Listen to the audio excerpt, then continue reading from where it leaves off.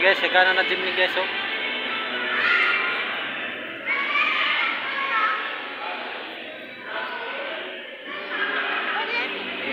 Five doors jeepney. So ayun nga mga boss, mga sir, mga ma'am. Nandito nga pala ako ngayon sa City Mall dito sa Surigao City. As usual, pag nakakita ng mga magagandang sasakyan ay nagbibideo ako to satisfied my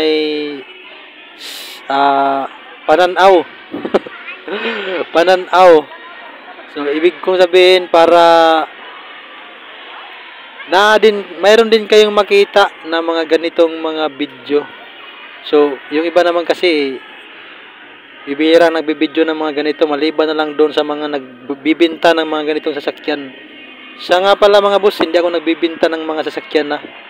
Mahilig lang talaga ako mag-video pag nakakita ako ng mga ganitong sasakyan, di ba? So, share ko na rin sa inyo mga boss. Ayan. Ito nga pala ay jeepney. So, ang gumawa ng jeepney ay Suzuki. So, ang jeepney kasi yung unang labas ng jeepney ay 3 doors lang. Tapos maliit siya. Pero ito mga boss, malaki. Kasi 5 doors siya, maluwag. So, may kukumpara ko siya sa Hummer. Although yung Hummer malaki, so ito yung mini version ng Hummer para sa akin mga boss ha. Para sa akin lang yun.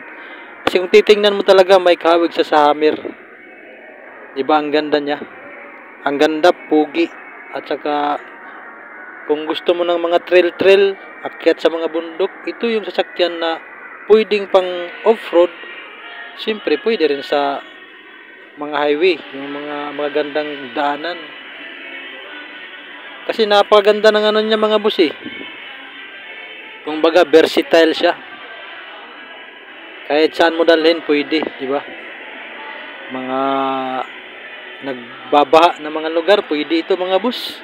Sa tingin ko pwede. So ayun, maraming salamat sa panonood.